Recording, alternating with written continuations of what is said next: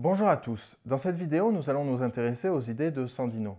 La guérilla sandiniste des années 70 a fait de Sandino le premier combattant proto-marxiste et la première victime du somocisme.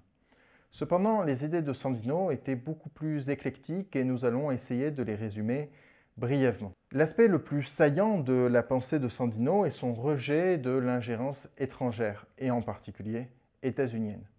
Sandino est un partisan acharné de la souveraineté nationale des Nicaraguayens et lutte avec constance contre l'impérialisme américain. Ses actions et son rejet des accords de Tipitapa, que vous pouvez voir dans la vidéo précédente, si vous ne savez pas ce que sont les accords de Tipitapa, son rejet est principalement dû à son opposition à l'ingérence américaine dans les affaires intérieures de l'Amérique latine. Dans une lettre à Froilán Turcios, il exprime très clairement ses idées à cet égard en écrivant, et là je vais citer Sandino, « Nous sommes entrés de plein pied en ce XXe siècle et le moment est venu de prouver que les Yankees, qui jusqu'à aujourd'hui avaient pu changer le sens de la phrase de la devise « L'Amérique pour les Américains », eh bien, je dis, c'est très bien. Tous ceux d'entre nous qui sont nés en Amérique sont américains. L'erreur que les impérialistes ont commise est d'avoir interprété la doctrine Monroe comme ceci « L'Amérique pour les Yankees ». Maintenant, afin que les bêtes blondes ne continuent pas à se tromper, je reformule la phrase dans les termes suivants. Les États-Unis d'Amérique pour les Yankees, l'Amérique latine pour les Indo-Américains. De même, il exprime son admiration pour Benito Juárez, los Niños Héroes, et ceux qui ont résisté à la domination américaine au cours du XIXe siècle. Ce qui nous amène à aborder un autre aspect de la pensée de Sandino, qui est l'indo-américanisme. Depuis l'indépendance des colonies, des intellectuels et des acteurs politiques avaient exprimé l'idée que les territoires américains devaient être unis. Bolivar, José de San Martín ou José Martí pensaient qu'il existait un peuple latino-américain avec ses propres caractéristiques. L'un des aspects fondamentaux de cette unité était la nature hispanique de ces peuples. Dans les œuvres de José Enrique Rodo ou de Manuel Ugarte, la dimension hispanique de l'identité était essentielle. Cependant, les premiers ouvrages qui valorisaient l'héritage indien des peuples américains avaient été publiés dans la jeunesse de Sandino.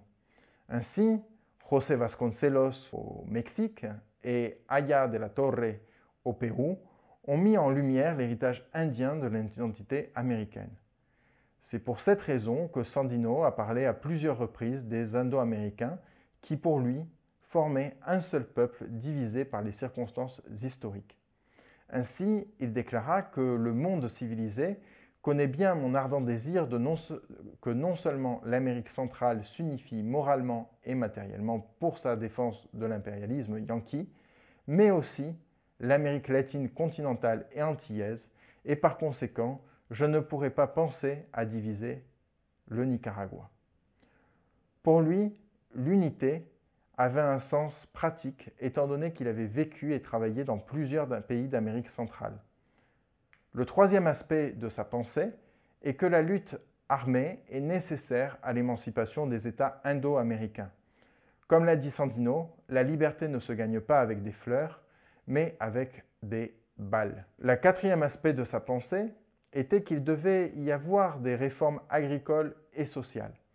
Il était contre l'exploitation de la terre par les grandes compagnies américaines, mais favorable à l'octroi de titres de propriété aux paysans qui cultivaient et qui s'étaient organisés en coopérative. Son programme ne constituait pas une rupture avec le capitalisme, mais il voulait plutôt une répartition des biens et des propriétés de manière moins déséquilibrée et d'accorder la propriété au maximum de Nicaraguayens possible.